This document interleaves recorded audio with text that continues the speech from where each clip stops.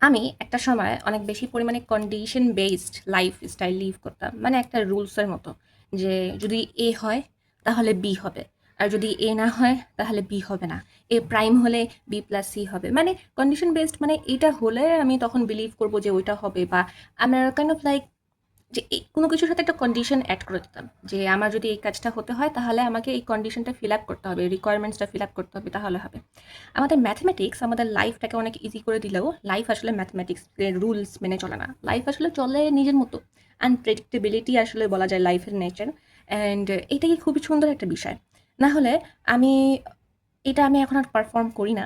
Condition based আমি lifestyle lead করি না। অ্যান্ড আমার মাঝে মাঝে আমার এই যেহেতু আমার একটা অভ্যাস আছে বা অভ্যাস ছিল একটা সময়, তো মাঝে মাঝে আমি প্রায় হচ্ছে এরকম কন্ডিশন বেসড থিঙ্কিং করে ফেলি যে আমার তো আসলে এখন আমার হাতে তো এখন এই ধরনের রিসোর্সেস নাই, তো আমি তাহলে অনেক কিছু করতে পারবো না।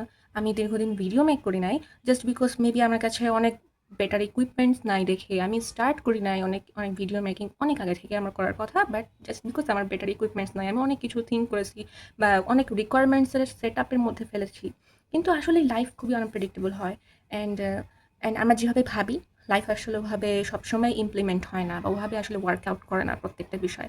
তো সবথেকে বেশি ভালো ওইটাই যে যত বেশি আমরা ফ্লোতে চলতে পারবো, যত বেশি আমি ফ্লোতে নিজেকে দেখতে পারবো অ্যান্ড যত বেশি আমি নিজেকে অ্যাডাপ্টেবিলিটির মধ্য থেকে দেখতে পারবো, আসলে লাইফে তা তখন এনজয়টা করা সহজ হয়।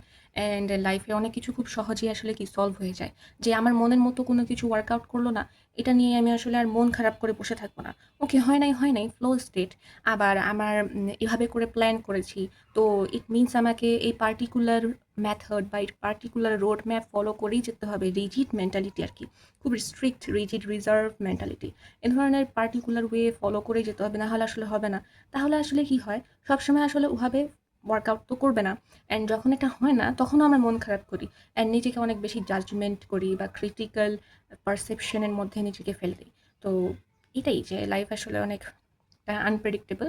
অ্যান্ড যত বেশি আমরা ফ্লো স্টেট বা ফ্লো মোডের মধ্যে থাকবো, আসলে লাইফের তখন আনপ্রেডিক্টেবিলিটিগুলোকে অ্যাকসেপ্ট করে নেওয়াটা সহজ হবে। অ্যান্ড লাইফ এনজয় করা সহজ হবে। অ্যান্ড এই জিনিসটা খুব সুন্দর যে আসলেই যে আমি এখন যখন থেকে এই বিষয়টা বন্ধ করেছি, এরকম পার্টিকুলার কন্ডিশন বেসড লাইফস্টাইল বন্ধ করে দিয়েছি, আমি আসলে দেখলাম যে লাইফটা আসলে লাইফটা আসলে আনপ্রেডিক্টেবলি বিউটিফুল। যে আমি যেভাবে চিন্তা করছি ওভাবে জিনিসটা ওয়ার্কআউট করে নাই, বাট ওর থেকে বেটার ওয়েতে ওয়ার্কআউট করে গেছে। অ্যান্ড আই ওয়াজ লাইক ওর থেকে বেটার অ্যান্ড সহজ ওয়েতে ওয়ার্কআউট করে গেছে। অ্যান্ড আই ওয়াজ লাইক যে অ্যামেজিং। হয়তো বা দেখে মনে হয় যে লাইফের কন্ট্রোল আমার হাতে নাই, কিন্তু লাইফ আসলে যেভাবে ফরমেশন হচ্ছে এটা অবজার্ভ করতে পারলে মনে হয় যে wow, this is very nice. আমি আসলে আজকে যে ভিডিও করবো আমি ভাবি নাই, কিন্তু আমি করছি। অ্যান্ড এটা আমার প্ল্যানের মধ্যে নাই আজকে, মানে এটা আমি করছি। অ্যান্ড এটা নিয়ে আমি জাস্ট অবাক হই যে sometimes unpredictability is also beautiful. And sometimes সব কিছুর উপর যে কন্ট্রোল থাকতেই হবে এরকম না থাকাটাও অনেক সুন্দর হতে পারে।